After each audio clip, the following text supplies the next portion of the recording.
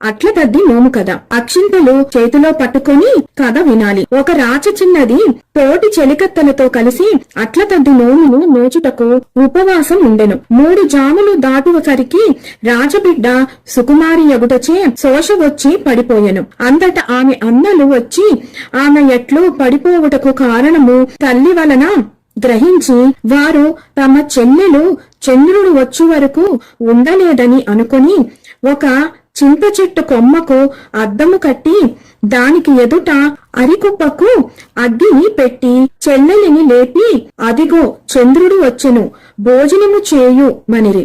అద్దములో నిప్పును చూచి చంద్రుడే వచ్చాడనుకుని ఆమె భోజనము చేసెను. కొంతకాలమునకు ఆమెకు యుక్త వయస్సు రాగా ఆమె అన్నలు పెళ్లి సంబంధములు చూచుచుండిరి. ఎన్ని సంబంధములు వెతికినను ముసలివరుడే దొరుకుటచే వారు విసిగి కడకు తమ చెల్లెలని ముసలివానికే ఇచ్చి పెళ్లి చేయ నిశ్చయించిరి. ఆ సంగతి తెలిసిన రాజబిడ్డ అయ్యో అట్లపది నోము నోచిన వారికి పడుచు మగుడు దొరుకునని చెప్పిరి. కాని నాకు ముసలి మగుడే రావుటకు కారణమేమిటి అని విచారించి వృద్ధిని వివాహమాడుట అంగీకరింపలేదు. అన్నలామెను ఎంతో బలవంతం పెట్టి వివాహము చేయనించిరి.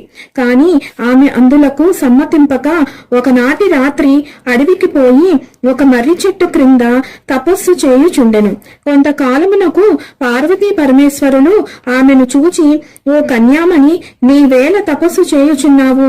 మేము పార్వతీ పరమేశ్వరులము, నీ కష్టములను మాతో చెప్పుము అనిది. ఆమె వారికి అతి భక్తితో నమస్కరించి తన వివాహ విషయమును చెప్పెను. వారది విని అమ్మా నీవు అట్ల తద్ది నోము నోచి చంద్రదర్శనము కాకపూర్వమే భోజనము చేసి ఉల్లంఘన చేసితివి. అందుచేతనే నీకు ముసలి మగని సంబంధము వచ్చుచున్నది. కావున ఇంటికి పోయి మరలా నోము నోచుకొని దీపాల వేళ వరకు ఉపవాసముండి పిమ్మట భోజనము చేయుము అని చెప్పాను. ఆ దృశ్యము మరియు అంతనానే తన ఇంటికి వెళ్లి జరిగిన విషయమును తల్లిదండ్రులకు చెప్పి యథావిధిగా నోము నోచుకెనను. తరువాత ఆమెకు చక్కని పడుచు మగనితో పెండ్లి జరిగెను. ఇది అట్ల తద్ది నోము కథ. ఇప్పుడు చేతిలో పట్టుకున్న అక్షింతలను కొన్ని అమ్మవారి మీద వేసి కొన్ని మీ శిరస్సున మరియు వచ్చిన ముత్తైదువులకు శిరస్సు మీద వేసుకోమని చెప్పండి.